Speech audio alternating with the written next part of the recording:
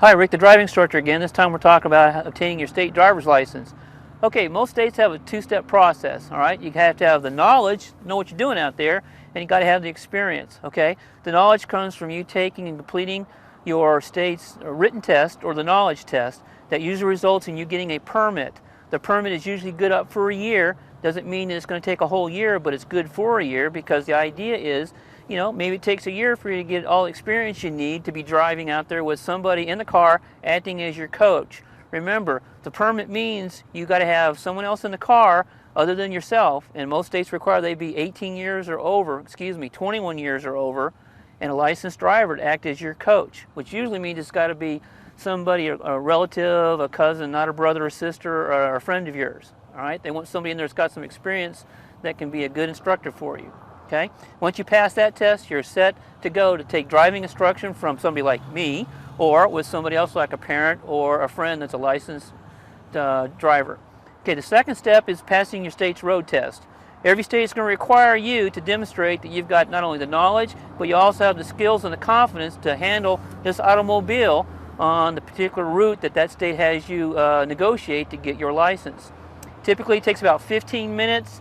It may involve parking through some cones. It may involve parking, parallel parking or perpendicular parking. Some states require the parallel. Some states don't. All depends on what your particular state would require you to do. The other thing to remember is that when you go through the road test, that you can make minor mistakes. There's an evaluation system, of course, but you can make minor mistakes without it being a showstopper. Obviously, if you do anything unlawful, run through a red light or fail to stop completely at a stop sign, or you do a bad lane change or anything like that without using signals or checking your blind spots, that's going to be a showstopper.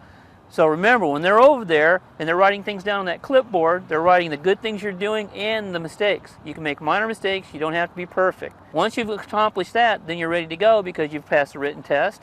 You know what you're supposed to be doing out there, and you've demonstrated by passing the road test that you know what you're supposed to do out there when there's no one there acting as your coach.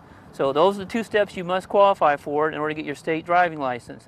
Now, for those that already have a license from a different state, different process. Normally, you've been driving before, and therefore there's no requirement for you to do a road test for that state. However, some states will require you to take their knowledge test again because every state, again, has different laws. So just be prepared that you may have to bone up a little bit on that state's particular laws through obtaining a copy of the handbook for that particular state. Otherwise, it should be no problem changing over your license from, say, a different state to the state that you're in right now.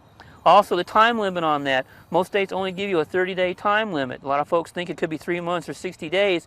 It's usually 30 days. So just remember, 30 days is the magic time period for you to obtain the state's driver's license from that particular state if you're going to be there for more than 30 days.